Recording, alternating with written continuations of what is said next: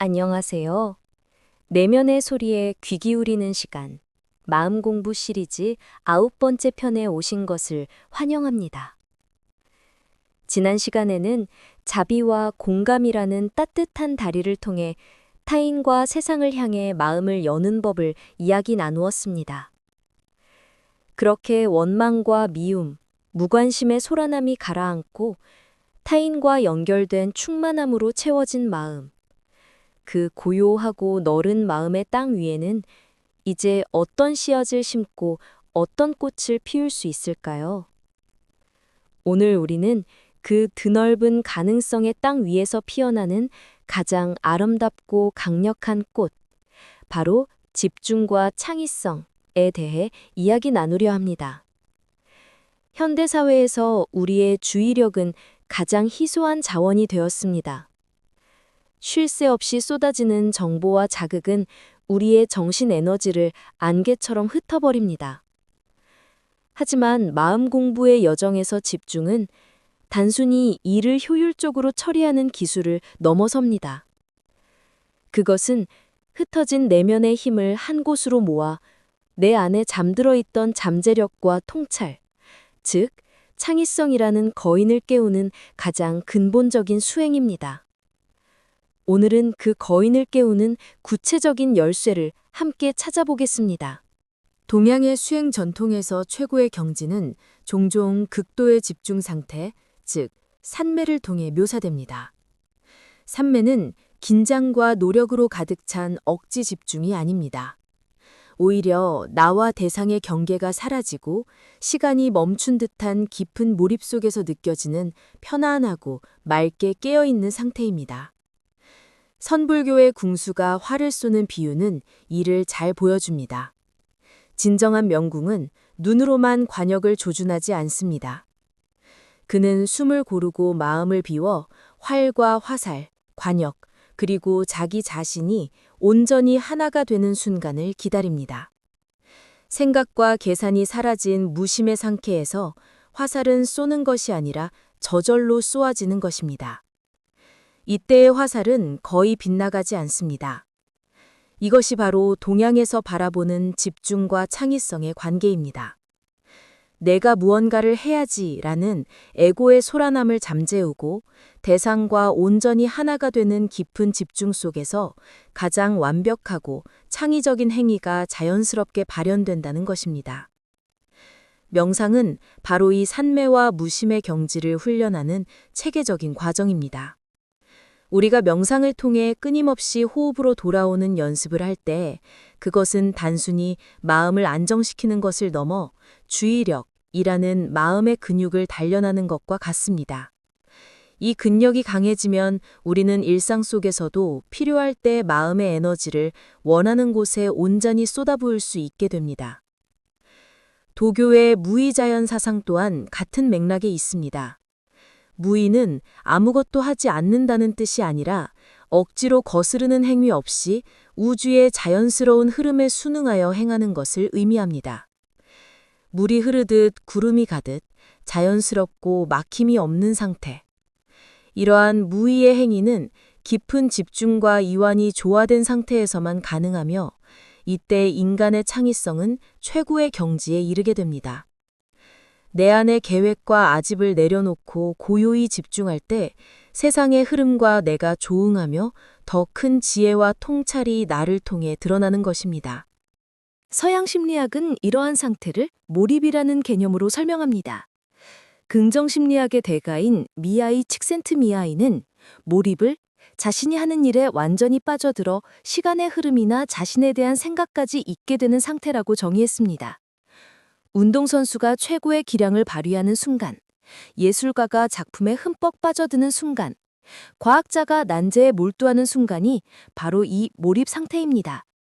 그에 따르면 몰입을 경험하기 위해서는 몇 가지 조건이 필요합니다. 명확한 목표가 있어야 하고, 자신의 행동에 대한 즉각적인 피드백을 받을 수 있어야 하며, 무엇보다 가장 중요한 것은 내가 가진 기술 수준과 과제의 난이도가 절묘하게 균형을 이루는 것입니다.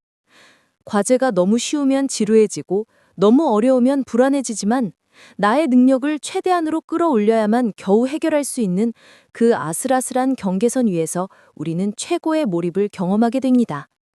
그리고 바로 이 몰입의 상태에서 우리의 창의성은 폭발적으로 발현됩니다.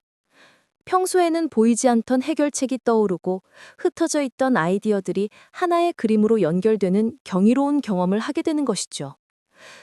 최신 뇌과학 연구는 이 창의성의 비밀을 더욱 흥미롭게 풀어냅니다. 우리의 뇌에는 우리가 아무런 집중을 하지 않고 멍하니 있을 때 활성화되는 기본 설정 모드 네트워크라는 영역이 있습니다. 이 영역은 과거를 회상하고 미래를 상상하며 무건해 보이는 정보들을 자유롭게 연결하는 역할을 합니다. 반면 우리가 무언가에 집중할 때는 실행 제어 네트워크가 활성화됩니다. 놀라운 점은 진정한 창의적 통찰, 즉 아하 하는 순간은 이 두 네트워크의 절묘한 협업을 통해 이루어진다는 사실입니다. 즉, 한 가지 문제에 대해 강렬하게 집중한 뒤 잠시 그 문제에서 벗어나 산책을 하거나 샤워를 하며 이완할 때 우리 뇌의 무의식적 영역에서 정보들이 재결합하며 창의적인 해결책이 수면 위로 떠오른다는 것입니다. 자, 이제 우리 일상 속에서 집중력을 높이고 창의성을 깨우는 구체적인 연습을 해보겠습니다.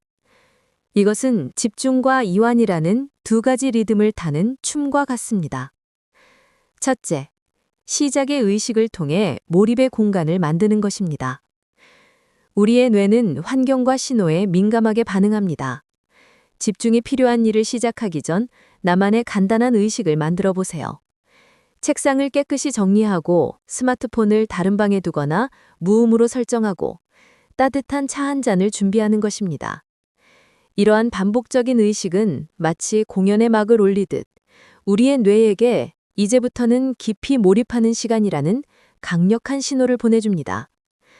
포모도로 기법처럼 25분 집중 후 5분 휴식하는 사이클을 활용하는 것도 주의력을 관리하는 데 큰 도움이 됩니다. 둘째, 집중 전 3분 호흡 명상으로 마음의 소음을 줄이는 것입니다.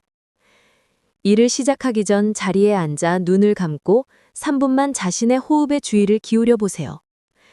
들숨과 날숨의 감각, 공기가 코끝을 스치는 느낌에 온전히 집중하는 것입니다.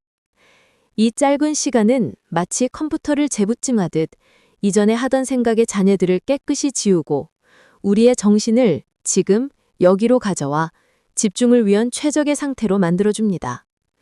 셋째, 의도적인 멍 때리기로 창의성을 위한 공간을 허락하는 것입니다. 앞서 뇌과학 이야기에서처럼 창의성은 강렬한 집중만큼이나 의도적인 이완을 필요로 합니다.